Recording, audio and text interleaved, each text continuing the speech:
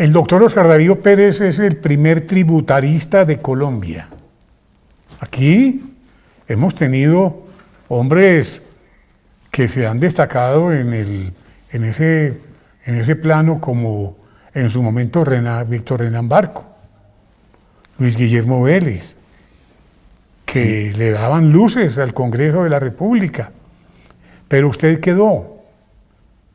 ¿Usted cómo está viendo esto? Pues hombre, William, primero que todo, qué bueno recordar a esas personas, a Víctor Renan Barco, tanto que le aportó a este país en esos temas económicos, tributarios, presupuestales. El doctor Luis Guillermo Vélez, pues una eminencia en todas esas materias, en todas esas áreas. Yo no me puedo catalogar de esa misma categoría, jamás. Yo soy un aprendiz y voy muy atrás de ellos. Pero, no, señor. Pero hacemos el esfuerzo de ir Usted adelante. Está haciendo una tarea enorme. Estamos en la oposición, yo soy el Centro Democrático. Por ahí hubo un periodista muy connotado que me llevó a las preguntas. Sí. Pregunta Yamit. Y él me decía que porque a mí me gustaban las reformas tributarias de la derecha y rechazaba las de la izquierda. ¿Qué tal?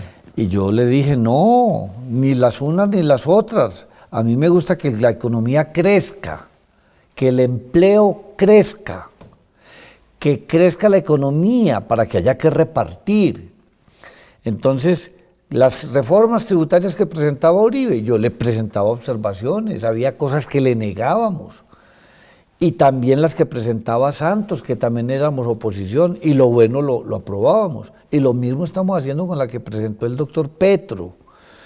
Tenemos unas cosas que nos parecen que pueden ser, pero muchísimas que no pueden ni deben ser, porque es un freno de mano al crecimiento de la economía, porque es un freno a la generación de empleo, porque ahuyenta la inversión, porque deteriora el consumo, porque afecta el ahorro.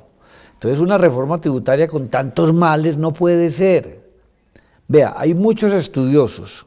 Hay uno que se llama Jairo Núñez, es un científico que estudia, que analiza, que hace matemáticas y modelos y simulaciones, y demostró en sus estudios cómo la disminución de la pobreza en los últimos años en Colombia se debe en un 74% al crecimiento de la economía y en un 26% a la distribución del gasto.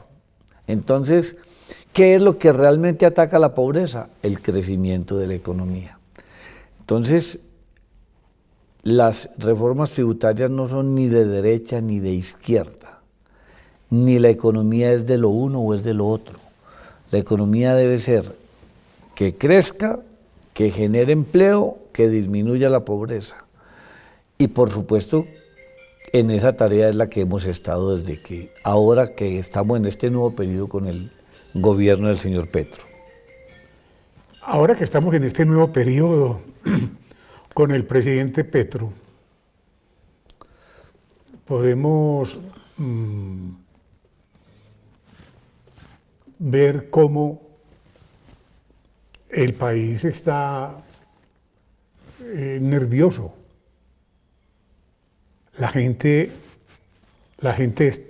Los capitales se están huyendo, porque aquí en Colombia se sienten perseguidos por esa izquierda que no los estimula. Aquí tenemos una grave crisis en ese sentido. ¿Qué se puede hacer desde el Congreso de la República para atajarlo? Bueno, usted tiene razón. Si alguna palabra le es aplicable al gobierno del doctor Petro es la incertidumbre, la falta de confianza que puede generar en las personas, en los empresarios, en los que tienen capital y en la comunidad en general. Esa falta de confianza se materializa en un proyecto de reforma tributaria que, como lo presentaron, claro que con una narrativa, es que paguen impuestos los ricos ¡Ay! para distribuir entre los pobres. Eso no es así como lo están mencionando. Pues empecemos por esto, los impuestos saludables, el impuesto a las bebidas azucaradas y los impuestos al consumo de alimentos procesados, el salchichón, la morcilla, las salchichas, la butifarra, las papitas, los chitos, en fin, todas esas suerte de productos, ¿a quiénes va a pegarle más duro? ¿A los más ricos o a los más pobres? Si los más pobres son los que más los consumen. Lo que se pretende recaudar por eso son 2.5 billones. El 93% de eso lo van a pagar los estratos 1, 2 y 3. Entonces, volviendo a la pregunta, sí hay mucha incertidumbre. No la misma que hubo en Chile y en Perú, para que también digamos las cosas con claridad. Allá se asustaron más. Pero en Chile la gente reaccionó rápido. Rápido con su derrota a una constitución que era un galimatías, una cosa ideologizada, y la gente rápidamente la derrotó con un 62%. O sea, eso es una lección que se la dan a América Latina. En el Perú huyeron muchísimos capitales, algunos dicen que salieron capitales por más del 14 o el 15% del Producto Interno Bruto. En Colombia no se ha mostrado tan profundamente eso. Algunos dicen que puede haber sido el 1.6, el 2% del Producto Interno Bruto. Mucha gente está dando un compás de espera, mirando cuáles son las medidas más importantes que va a tomar el gobierno. Pero lo primero que hace es decir, vamos a traer gas de Venezuela. ¡Qué locura! ¡Qué locura! Mire, nosotros tenemos reservas de gas hasta 7 años. Si no hacemos exploración hoy, no vamos a tener futuro. ¿Sabe cuántas personas cocinan con gas en Colombia? 37 millones de personas. No tenemos con qué llegarles a ellos. Si no tenemos el gas, esas personas no tienen con qué pagar la energía. No, porque de una cuenta de gas de hoy, de 20, 30 mil pesos promedio, pasarían a una cuenta de 150 mil pesos de hoy. O sea, haría imposible para los pobres utilizar el gas. El empobrecimiento absoluto. Total. ¿Y qué sería lo que seguiría? La energía eléctrica, que es más cara. Entonces, la ministra no puede mandar esos mensajes. Ahora, que vamos a descarbonizar la economía, pues en eso está el mundo. En la transición energética está el mundo. El senador Robledo ha hablado muchísimo de ese tema. Hacia el 2050, ¿cuántos años faltan para el 2050? Faltan 28 años. Así es. Todavía van a tener utilización de petróleo y carbón. ¿Sabe qué dice? Que en el 2050 se van a utilizar entre 40 y 60 millones de barriles día. Se van a explorar. O sea que la transición energética es una cosa más lenta de lo que se están imaginando. Eso no es de 8 años, ni de 10, ni de 12 años. Y con un problema adicional.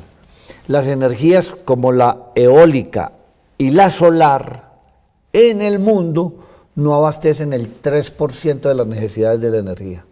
O sea que eso son soluciones de muy largo plazo. Entonces uno comparar que el petróleo y el gas y el carbón es similar a la cocaína, que es eso tan raro. Entonces, sí, hoy lo dijo en la ONU. Sí, lo dijo en Naciones Unidas. Entonces usted me pregunta, ¿qué está pensando la gente? Muchos empresarios se piensan ir. Seguramente que se podrán ir algunos, aunque yo veo muchos periodistas defendiendo el gobierno, y eso está bien, que defiendan la institucionalidad. Lo que pasa es que lo defendían desde antes de ser candidato inclusive, y lo defendieron durante la campaña, y bueno, ahí está. De todas maneras es muy complicado mandar esos mensajes. Le voy a contar una cifra. A ver. Colombia exporta al año 45 mil millones de dólares, de los cuales 18.000 son carbón y petróleo. Dígame, ¿con qué los va a reemplazar? Por Dios. Con aguacates, como se dijo, o con turismo. Eso es un chiste, eso es de Cantinflas. ¿Cómo, con qué los vamos a reemplazar? Entonces, si los vamos a reemplazar por rentas sanas, pues descarbonicémonos ya. Lo que pasa es que no hay reemplazo. No hay reemplazo. Y entonces cerramos la exploración. Entonces el futuro se ve muy nebuloso, porque el gasto si no da espera. O con que vamos a pagar familias en acción, jóvenes en acción, matrícula cero, el subsidio a la energía eléctrica, con que vamos a pagar el ingreso solidario, ahora dizque los 100.000 esos que van a sacar de la delincuencia para darles una plata. Que Ave María, qué duda sobre eso. ¿Con qué le vamos a pagar a los 5 millones de ancianos que dicen ahora o 3 millones primero y después 5, dándoles 500.000 pesos cada mes? Entonces la pregunta es, ¿de dónde van a salir los recursos para todo eso? Y en la campaña no dijeron que el que estuviera desempleado que no se preocupe, que aquí le vamos a pagar. Entonces esto es un problema enorme, gigantesco. Entonces ese mensaje de que vamos a descarbonizar la economía, pues claro, todos estamos de acuerdo que hay una transición energética, pero transición implica tránsito a, es con qué velocidad lo vamos a hacer, con qué programación lo vamos a hacer. Ahora, si se nos acaba el gas en Colombia y lo traemos del exterior, entonces el gas del exterior está santificado, no contamina. ¿Qué tal? No hay que quemarlo. Entonces, si el propósito es los gases de efecto invernadero, si el propósito es el impacto ambiental, hace tanto daño el gas que traigamos de Venezuela o de Estados Unidos que el gas que produzcamos aquí, con una diferencia, que el gas que producimos aquí vale $4.70 la molécula. El gas que traemos de Venezuela o traemos de Estados Unidos, móntelo por el lado de los $40 o $50 la molécula. Entonces, ¿qué? Y aquí tenemos yacimientos y tenemos muchísima potencialidad en materia de petróleo y en materia de gas. Y en materia de carbón, ni se diga. ¿Y qué tal nosotros dependiendo de Venezuela? Mire, Europa se puso a depender de Rusia. Y ahí están amarrados. Ahí están amarrados. Están rezando para que el invierno que venga no sea muy fuerte, porque no tienen los energéticos para atender a la población. Y a esto le sumamos Ucrania. A esto le sumamos la invasión, el avasallamiento de Rusia contra Ucrania, que está encareciendo. Primero, Rusia es el primer proveedor de gas de Europa. Y además de energía en todas las manifestaciones. Y Rusia y Ucrania son los mayores productores del mundo de fertilizantes, que son derivados del petróleo. ¿Cómo le parece? Pues el petróleo es tan malo, pero los derivados del petróleo son la urea, los fertilizantes, los agroquímicos, los fertilizantes, todos derivados del petróleo. Entonces, Colombia se abastece en un 35% de esos derivados, de esos insumos agropecuarios. Entonces aquí y ahora en Colombia, con esa política ambivalente que no sabemos si se va a respetar la propiedad privada o no, cómo va a ser esto de cómo se va a hacer una reforma agraria, cómo se va a hacer, cuándo se va a hacer, con qué recursos se va a hacer, si los propietarios de tierras tienen seguridad jurídica o no tienen seguridad jurídica. No, la situación está muy complicada. Por ejemplo, en el Cauca. Mire usted lo que está pasando en el norte del Cauca. Unas invasiones de muchísimas fincas. Yo esperaría pues que el principio de la propiedad privada que está en la Constitución, que está en las leyes, sea un principio que se aplique, que se respete, que se haga respetar. Esa es la democracia, ese es el Estado de Derecho. Como está pasando con esa permisividad, yo no sé cuál es el mensaje que están enviando. Mejor dicho, apague y vámonos. Sí, pero tengamos esperanza, que este país, también tengamos en cuenta que este país es un país institucionalista, democrático, de una larga tradición democrática, y que los ministros y que el presidente deben tener conciencia de que este no es un país para transformar ideológicamente. No olvidemos, entre otras cosas, pues, que la diferencia electoral entre el presidente y el que quedó de segundo, que es el señor Hernández, la diferencia fueron 700.000 votos. Es cierto. Hay 10.700.000 votantes a los que nosotros les hablamos, que creen en las instituciones, que creen en la democracia, y a esos nosotros los estamos representando en el Congreso como oposición que somos. No somos una oposición cerrera, ni una oposición canibalesca, como la que tuvo Duque, que a Duque no le perdonaron desde el otro día de haber sido presidente. Desde las calles lo fustigaron, desde el Congreso, desde los medios, desde los ONG, desde los organismos internacionales. Nosotros no tenemos ese estilo. Nosotros lo que sea bueno, lo que le sirva al país, nosotros lo aprobaremos, seremos respetuosos con las personas, fuertes con los argumentos. Ese es el estilo nuestro, el del Centro Democrático. Yo miro esto con mucha preocupación, porque afortunadamente tenemos congresistas como usted que tienen el mapa de todo lo que nos está pasando, que lo describe además, que lo está viviendo, que lo está sintiendo. Colombia está viviendo unas circunstancias muy difíciles cuando los ganaderos en el Magdalena ya comenzaron a trincherarse. Y eso realmente, William, No sé para dónde va eso. eso es muy indeseable. Ojalá no vuelvan esas épocas de la violencia fratricida, donde muchísimos colombianos, hermanos, fueron las víctimas, o de las FARC, o de los grupos subversivos, narcotraficantes, o de los grupos paramilitares, narcotraficantes igualmente. Ojalá eso no se pueda volver a repetir en el país, porque sería imposible que volviéramos a vivir esa época dolorosa, aciaga de la historia colombiana. Ojalá, y eso lo evitan las autoridades aplicando la ley, impidiendo que hayan las invasiones y propiciando lo que están diciendo los diálogos, pero diálogos útiles. No que es que una suerte de invasores van y se le apoderan de su finca a un señor que tiene títulos legales, y entonces ¿cómo va a ser el diálogo? Entonces el diálogo es que el gobierno le compre la tierra, que es lo que han dicho que es lo que van a hacer, pero de lo contrario, yo sí no quisiera regresar a esas épocas, y lamentablemente cuando hay ausencia de Estado, cuando no hay condiciones que defiendan a los ciudadanos, en esos escenarios es donde aparecen peligros de esa índole. ¿Dónde está el Partido Conservador?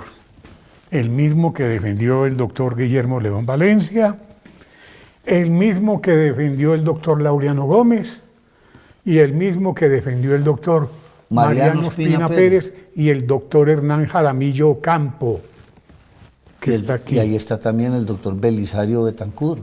El doctor Belisario Betancur. ¿Sí? Entonces uno ¿qué hace ante estas circunstancias? ¿Dónde está el Partido Conservador? ¿Qué está pasando con la Casa de la Soledad? Ahí escribió una gran columna Juan Lozano diciendo que la Casa de la Soledad estaba convertida en un cambuche. Pues vea, William, yo provengo del Partido Conservador. Yo ¿Sí? no me queda a mí ponerme a analizar lo del Partido Conservador, pero ese partido de Caro y Ospina, ese partido que defiende la libertad, que defiende las costumbres sanas, ese partido que defiende el orden, que defiende el Estado de Derecho, ese partido que defiende las causas más nobles de un país, realmente esperaría yo que, como lo han dicho algunos, esas líneas azules sean respetadas y sean recordadas. Y yo creo que a usted le faltaron más dirigentes. Ahí está, este es el partido también de Misael Pastrana Borrero. Obviamente. De Álvaro Gómez Hurtado. Obviamente. Y si usted recuerda a Misael Pastrana, lo que hizo por este país es enorme. Lo mismo Álvaro Gómez Hurtado. Y otros, muchos otros. Entonces la verdad es que, pues sí, la verdad que sí da dolor. Pero yo, más que preguntar dónde está el Partido Conservador, yo mejor preguntaría dónde están los partidos. Sí, Partido Liberal, pues se entregó, el Partido Conservador se fue para allá, al petrismo, antes.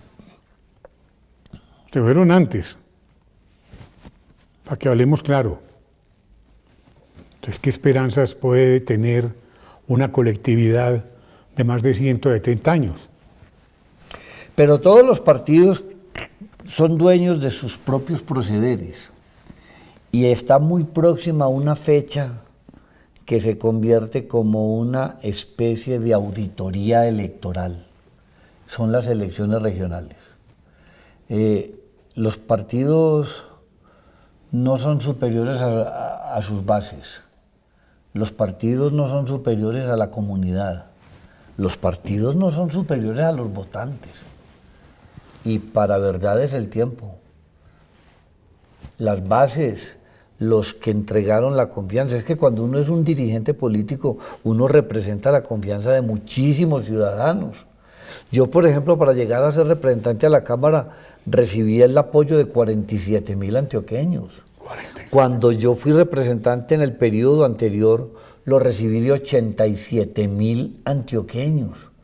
Cuando fui senador de la República por el Partido Conservador, recibí el apoyo de varias decenas de miles de colombianos conservadores que me entregaron la representación para ser senador de la República. Y es que uno no va llegando a ser senador por ser vos quien sois. No, es usted a qué se comprometió, usted cómo hace para respetar los principios, las ideologías, los criterios, los valores de un partido. Eso es sagrado, eso es sagrado.